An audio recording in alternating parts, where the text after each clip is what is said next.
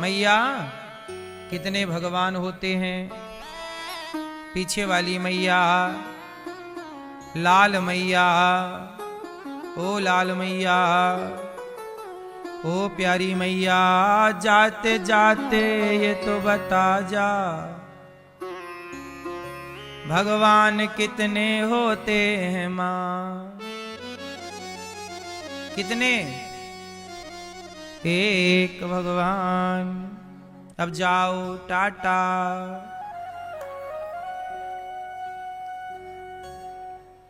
भगवान कितने होते हैं? एक। क्या नाम है उन एक का? भगवान श्रीमन। लेकिन यहां आपको एक चीज और समझनी होगी। हाथ कितने हैं आपके? दो। दाना हाथ उठाओ, उठाओ। कितना? ये कितने हाथ हैं? ये एक है। बोलो हाँ, एक हाथ है ये। लेकिन एक हाथ को ध्यान से देखना, एक हाथ में उंगलियां कितनी हैं? 5, अंगूठा सहित। कितनी हैं? ऐसे ही एक भगवान के 5 स्वरूप हैं, जिन्हें पंचदेव कहते हैं। अवतार हैं 24, पर स्वरूप हैं 5।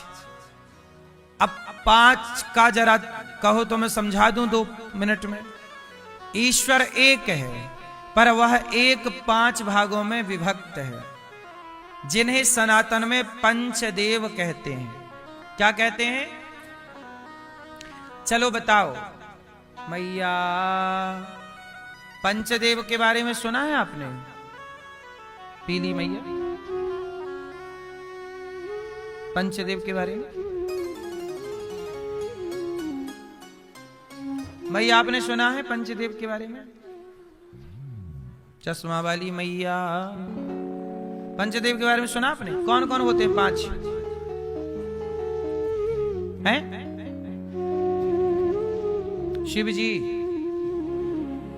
हनुमान जी। शिव जी ही हनुमान जी। दूसरा? हाँ राम। फिर? नहीं, विष्णु ही राम है। एक हुआ ये।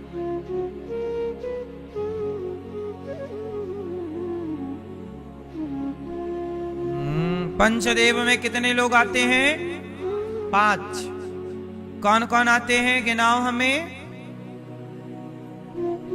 पंचदेव में कौन? ये सनातन का मूल ज्ञान है, इसे जान लेना बहुत आवश्यक है। यदि इसे नहीं जानोगी तो आप बहुत कंफ्यूज हो जाओगे। मैंने एक दिन कल्प के बारे में बताया था आप लोगों को, कल्प का भेद वो क्लियर किया था। आज ये पंचदेव क्लियर कर लो। पंचदेव कौन कौन से होते हैं? पहले बोलो भगवान विष्णु, जोर से। भगवान विष्णु बोल दिया तो राम भी आ गए, कृष्ण भी आ गए, नरसिंह भी आ गए, वामन 24 अवतार विष्णु में आ गया। ठीक, क्लियर। दूसरा शिव, शंकर जी। शिव कह दिया तो हनुमान जी भी आ गए, क्योंकि शिव ही हनुमान जी हैं। और 12 ज्योतिर्लिंग आ गए, शिव आ गए। अब तीसरा है दुर्गा जी। दुर्गा कह दिया तो 52 शक्तिपीठ आ गई। दुर्गा कह दिया तो 52 सारी देवियां आ गई, शक्तिपीठ आ गई। चौथे गणेश जी, गणपति बप्पा। कौन आ गए? गणेश जी। और 5वें सूर्याय नमः, आदित्याय नमः, भौमाय नमः, खगाय नमः, मित्राय नमः, भास्कराय नमः। सूर्य भगवान। हम सनातनी लोग कितने लोगों की पूजा करते हैं? 5। भगवान विष्णु, विष्णु के 24 अवतारों की पूजा हम सनातनी। दूसरा पूजा करते हैं हम शंकर जी की, शंकर जी के 12 ज्योतिर्लिंग और अनेक रूपों की। जैसे शंकर जी का एक रूप है हनुमान जी, तो हम हनुमान जी की भी पूजा करते हैं। तो हम शिव के उपासक हैं, नारायण के मतलब विष्णु के उपासक हैं। 2, 3 दुर्गा। हम लोग जय माता दी नवरात्रि में पूजा करते हैं कि नहीं दुर्गा मैया की? बोलो हाँ। हम सनातनी हैं, तो दुर्गा के उपासक जरूर होंगे। वो दुर्गा, काली, कामाख्या, केला और विंध्यवासिनी, ज्वाला माँ, शारदा माँ और कटरा में माँ वैष्णवी माँ, वैष्णव मैया, हम सब ये उपासक हैं माँ भगवती के। माँ भगवती के अनेक रूप हो सकते हैं, लेकिन वो हैं सब एक ही। बोलो हाँ।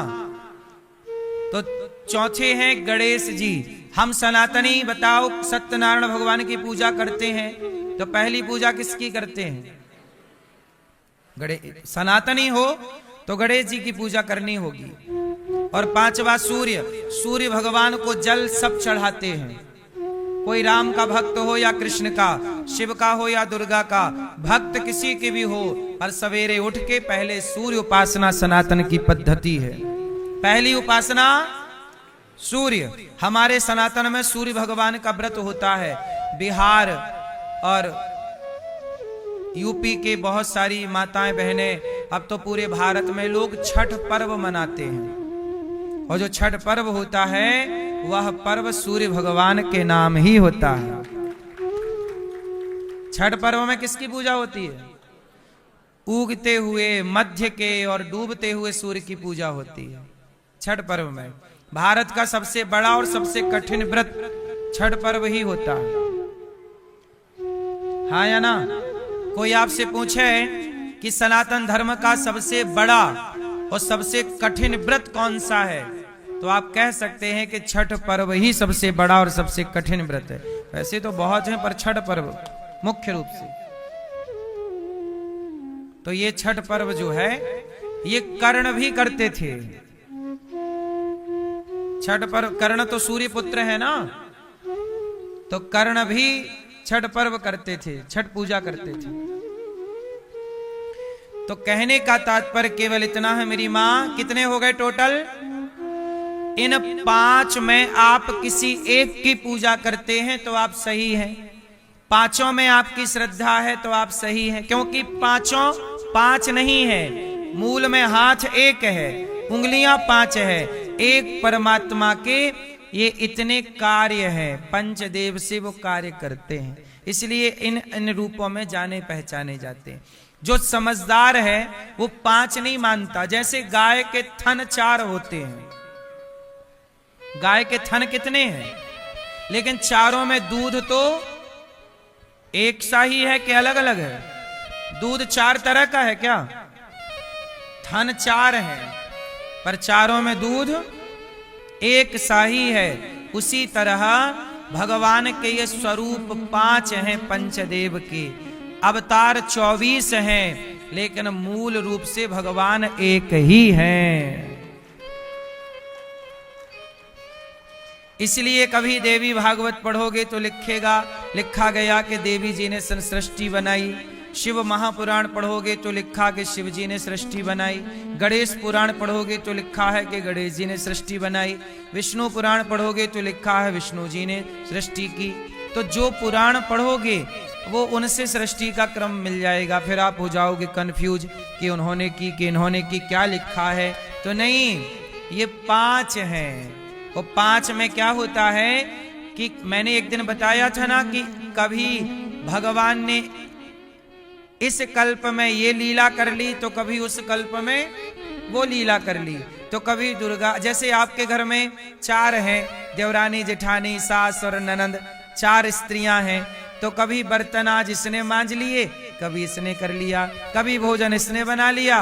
काम वही है, पर अदल बदल के आप लोग कर लेते हो। ऐसे सृष्टि का क्रम वही है, उत्पत्ति करना, पालन करना, संहार करना।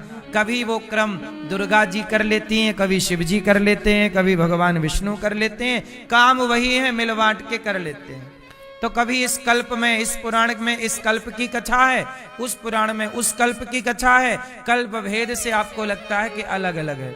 इसलिए सनातन का जब तक पूर्ण ज्ञान नहीं होगा तब तक आप रहस्य नहीं समझ सकते। और ये सारा उलझी गुत्थी क्यों है?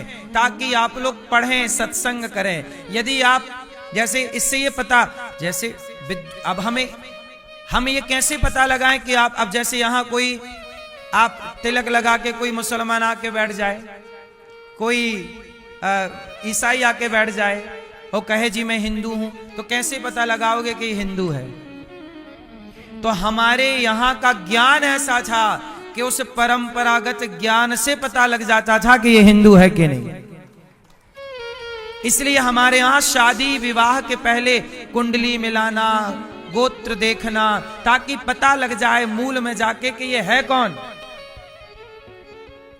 हमारे सनातन में आधार कार्ड तो आज आ गया, कैमरा मोबाइल तो आज आ गए, लेकिन सनातन तो लाखों साल से है और यहां पे व्यवस्थाएं नहीं बिगड़ी।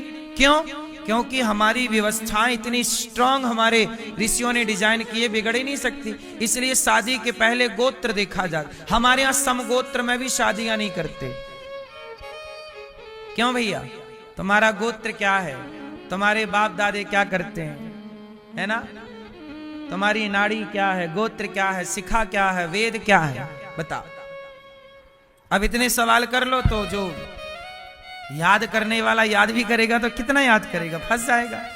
तो पहचान हो जाती थी कि ये पक्का है कि कच्चा है।